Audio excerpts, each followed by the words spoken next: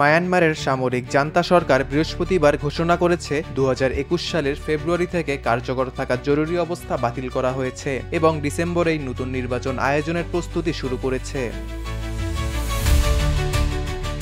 সরকারি তথ্য অনুযায়ী একটি 11 সদস্য বিশিষ্ট কমিশন গঠন করা হয়েছে, যার নেতৃত্ব রয়েছেন সামরিক শাসক জেনারেল মিং অং লাইং নিজেই, এবং তিনি নির্বাচনের সময় পর্যন্ত সামরিক বাহিনীর প্রধান হিসেবে দায়িত্ব পালন করবেন। পাশাপাশি রাষ্ট্রপ্রধানের দায়িত্বেও থাকবেন তিনি।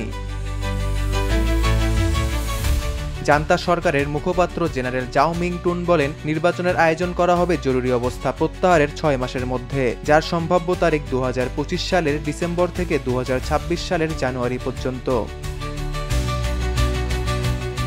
নতুন নির্বাচন আইন অনুসারে কেউ ভোট প্রক্রিয়ায় বাধাগ্রস্ত করলে 3 থেকে 10 বছরের কারাদণ্ড কিংবা শাস্তি হিসাবে মৃত্যুদণ্ড পর্যন্ত হতে পারে। প্রাণহানির ঘটনা ঘটলে সর্বোচ্চ শাস্তি মৃত্যুদণ্ডও হতে পারে। এছাড়া সন্ত্রাসবাদের আশঙ্কা রয়েছে এমন 14 অঞ্চলের মধ্যে 90টি উপজেলায় সীমিত জরুরি অবস্থা পুনর্বহাল করা হয়েছে।